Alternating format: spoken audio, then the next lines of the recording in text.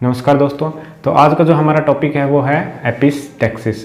तो एपिस्टेक्सिस का क्या मतलब होता है? जब नाक से ब्लीडिंग होती है उसको बोलते हैं एपिस्टेक्सिस। ठीक है, तो ये आपने बहुत देखा होगा, नॉर्मली बहुत सारे लोगों में लाइफ में कभी ना कभी ब्लीडिंग तो होती है।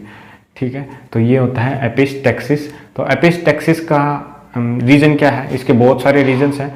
तो सबसे पहला है नाक के रीजन्स क्या हो सकते हैं। तो वो है नाक में कोई ट्रॉमा किसी भी तरीके का, जैसे कि आपकी फिंगर की नेल्स से कोई ट्रॉमा हो गया, ठीक है, या फिर जैसे किसी ने मुक्का मार दिया नाक पे, फेस पे, ठीक है, या फिर आपने बहुत ज़ोर से अपनी नाक को ब्लो किया, ठीक है, तो उसकी वजह से भी एपिस्टेक्सिस हो सकता है। या फिर बहुत ज़ोर से आपने छींका है, मतलब स्नीज किया, तो उससे भी हो सकता है। ठीक है, और उसके बाद है इन्फेक्शन, जैसे कि वायरल, बैक्टीरियल, कोई भी इन्फेक्शन हो सकता है। या फिर ड्राई नोज़ जो होती है, जब नोज़ ड्राई हो जाती है तो उससे इन्फेक्शन के चांस बढ़ जाते हैं। ठीक है, या फिर और क्योंकि उससे और भी चीज़ें जैसे धूल मिट्टी ये सब नाक में ज़्यादा इकट्ठा होने लगती है और वो मतलब नाक को डैमेज करने लगती है अगर जब नाक ड्राई होती है नोज़। ठीक है, उसके अलावा सिफिलिस, ये भी बैक्टीरिया है, टीबी, ये भी बैक्टीरिया है, इनसे भी एपिस्टेक्सिस हो सकता है।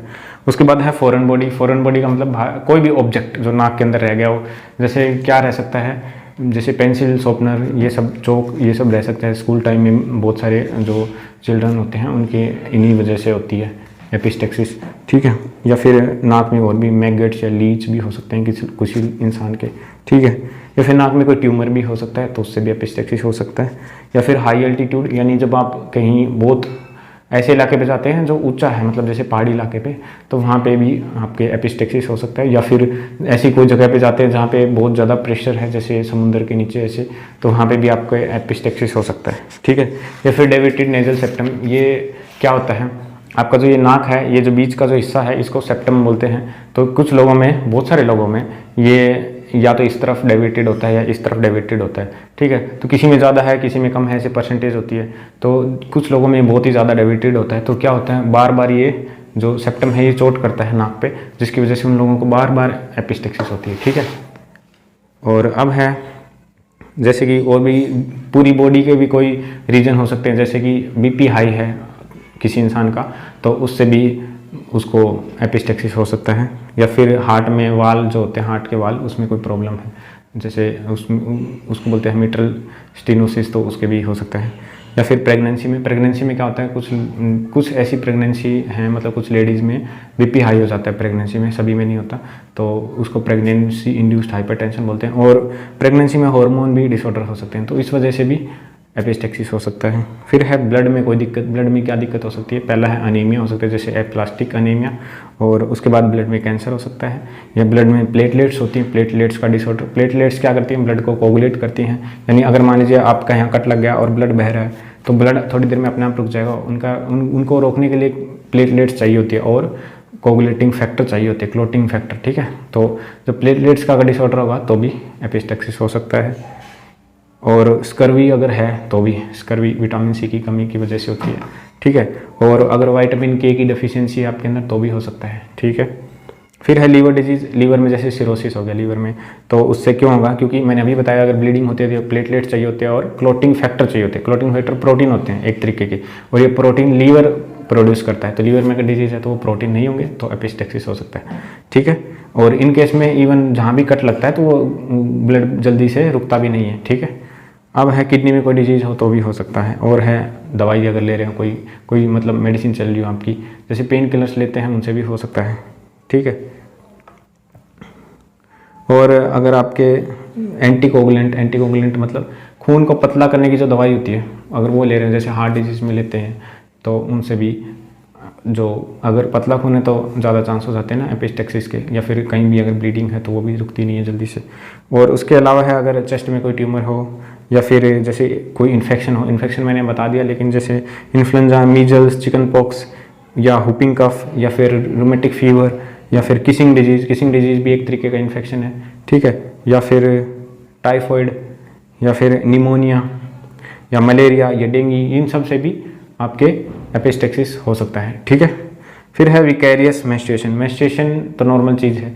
विकैरियस मेंस्ट्रुएशन एक अलग ही चीज़ है। इसके अंदर ब्लीडिंग होती है, लेकिन वो वजाइना से नहीं होती। वो ब्लीडिंग आपकी या तो आई से, या नोज से, या नेवल से, किडनी से, ब्लैडर, लंग्स, यूरिन, कहीं से भी हो सकती है, इसीलिए इसको विकैरियस मेंस्ट्रुएशन बोलते हैं। ठीक है, उसके बाद है इडियोपैथिक। इडियोपैथिक मतलब कोई कोज नहीं पता, हो गई बस ऐसे ही हो गई, ठीक है, नहीं पता क्यों हो गई।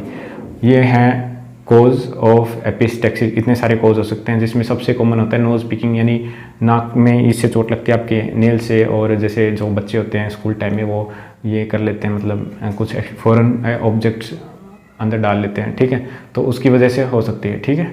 और ये सबसे, और क्या, हाइपरटेंशन से भी होती है। तो ये कुछ कॉमन रीजन है। तो अब इसका है ट्रीटमेंट। ट्रीटमेंट में क्या करना है, जैसे मान लीजिए कोई भी इंसान जिसको भी ब्लीडिंग होती है, तो लोग क्या करते हैं, लोग कहते हैं कि लेट जाओ, ठीक है, तो वो गलत है, ऐसा बिल्कुल नहीं करना। तो क्या करना है, सबसे पहले अपनी नोज़ को पिंच करना है, ऐसे इंडेक्स फिंगर और ऐसे अपने थंब से नोज़ को ऐसे पिंच करना है पूरा जोर लगा के, जिससे क्या होता है, जहाँ पे भी जैसे ब्लीडिंग हो रही है, जैसे ब्लीडिंग किस में होती है, ब्लड बहता रहता है। ब्लड किस में बहता है, आर्टरीज में बहता है। आर्टरीज मतलब पाइप, जिन पाइप में ब्लड बहता रहता है, ठीक है, आर्टरीज में बहता है, वेन से वापस चला जाता है, ठीक है। अब मान लीजिए ये कोई आर्टरी थी, इसमें ब्लीडिंग हो गई, यहाँ से कोई, यहाँ डैमेज हो गया आर्टरी का कोई भी, ठीक है, तो यहाँ से ब्लीडिंग होनी स्टार्ट हुई। तो जब आप ऐसे प्रेशर लगाएंगे तो हो सकता है ये आर्टरी, इसको आप दबा दें तो ब्लीडिंग रुक जाएगी। तो इससे ये फ़ायदा है। और दूसरा फ़ायदा ये है कि इसको पिंच करके आपको ऐसे आगे की तरफ झुकना है, ना कि पीछे की तरफ लेटना नहीं है, आगे की तरफ ऐसे झुक के रहना है 5 मिनट तक, ठीक है, ऐसे रहना है, पीछे नहीं जाना। और अगर आपके माउथ में थोड़ा बहुत भी अगर ब्लड है तो उसको बाहर थूकते रहना है, उसको गिटना बिल्कुल नहीं गिटना है किसी भी हालत में, ठीक है। तो इसके पीछे रीज़न ये है, अगर आप लेटते हैं तो क्या होता है, ब्लड आपके बाहर नहीं आएगा, अंदर जाएगा, माउथ में जाएगा। तो आप दो ही चीज़ हो सकती है, या तो आप उसको गिट जाएंगे या फिर वो आपके लंग्स में चला जाएगा। तो लंग्स में चला गया तो बहुत दिक्कत हो सकती है, ठीक है। या फिर आपने अगर वो गिट लिया, अंदर स्वालो कर लिया, पेट में चला गया, तो ब्लड में पेट में ब्लड जाना नॉर्मल नहीं है, ऐसा नहीं होना चाहिए। क्योंकि अगर हमारे पेट में ब्लड जाता है तो हमें उल्टी आ सकती है, वो वहाँ पे सही नहीं है वो ब्लड, ठीक है। तो अगर हम मान लीजिए आपने ब्लड को गिट लिया और अब आपको उल्टी आ रही है, तो उल्टी आएगी तो और प्रेशर बढ़ेगा, तो ओवर एपिस्टेक्सिस, बहुत खतरनाक एपिस्टेक्सिस हो सकता है, आपकी बहुत ज़्यादा ब्लीडिंग हो सकती है, ठीक है। तो ये सब नहीं करना। जैसे आपके मान लीजिए ब्लीडिंग होती है तो नोज़ को पिंच करो और आगे की तरफ झुक जाओ, जब तक डॉक्टर के पास नहीं पहुँचे तब तक आपको ऐसा करना। और ऐसे केसेस में रुक जाती है मोस्टली, ठीक है।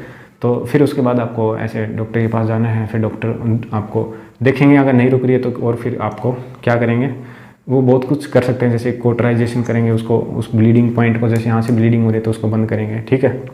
या फिर वो क्या कर सकते हैं, नेजल पैकिंग, आपके एक फोम डाल सकते हैं नाक में, ठीक है। ये एक जेल फोम होता है जो अंदर जाके थोड़ा बड़ा हो जाता है, जिससे ये प्रेशर डालता है नाक पे, जिससे ब्लीडिंग रुक जाती है और ब्लड को ऑब्जॉर्व कर लेता है, ठीक है। या फिर मान लीजिए किसी के नेजल सेप्टम डेविएटेड है, वैसे तो बहुत सारे लोगों में डेविएटेड होता है, ठीक है, बट वो कुछ भी नहीं होता है, लेकिन कुछ लोगों में कुछ ज़्यादा डेविएटेड होता है, जिसकी वजह से बार बार इंजरी लगती रहती है और बार बार उनको एपिस्टेक्सिस होता रहता है। तो उन लोगों में फिर इसका नेजल सेप्टम जो है इसका सर्जरी होती है, ठीक है, तो फिर उससे ब्लीडिंग रुकती है। और इस नेजल सेप्टम डायलेशन से और भी कई प्रॉब्लम्स होती हैं लोगों में, ठीक है। अगर लेकिन सभी मोस्टली लोगों में ये होता है, बट सबके प्रॉब्लम नहीं होती, बट जिसमें भी होती है, जैसे सांस में लेने में भी प्रॉब्लम्स होती है और इन्फेक्शन के भी चांस होते हैं, तो बट ऐसा सब में नहीं होता, ठीक है। उसके बाद है, मान लीजिए ब्लीडिंग थोड़ा अंदर की तरफ हो रही है, तो नाक में एक कैथेटर डालेंगे, एक बैलून टाइप सा, उसमें जैसे एयर होगी, फिर उसको जब मतलब एयर उसमें डालते हैं तो उससे प्रेशर लगता है और फिर ब्लीडिंग रुक जाती है, ठीक है। और उसके बाद है लाइगेशन, जैसे क्या करेंगे, एक एंडोस्कोप अंदर डालेंगे, फिर देखेंगे कि बहुत सारी आर्टरी होती हैं, ब्लड तो बहुत सारी पाइप्स हैं, उनमें बहता रहता है, ठीक है। अब उनमें से वो देखेंगे कि कौन सी पाइप में लीकेज है, उसी से तो ब्लीडिंग हो रही है। जैसे मान लीजिए उनको मिल गया कि इस पाइप में लीकेज है, तो इस पाइप को यहाँ से पकड़ के बंद कर देते हैं ताकि ब्लीडिंग रुक जाए, ठीक है। तो इसको लाइगेशन बोलते हैं, ठीक है। तो यही है एपिस्टेक्सिस, यानी नाक से जब खून आता है तो उसकी ये रीजन हो सकते हैं, उसका ये ट्रीटमेंट होता है, ठीक है। अगर आपको कोई डाउट है तो यू कैन आस्क। तब तक के लिए bye, take care of yourself, your family and this world, plants and animals. Okay, खुश रहो। ओके बाय, वंदे मातरम।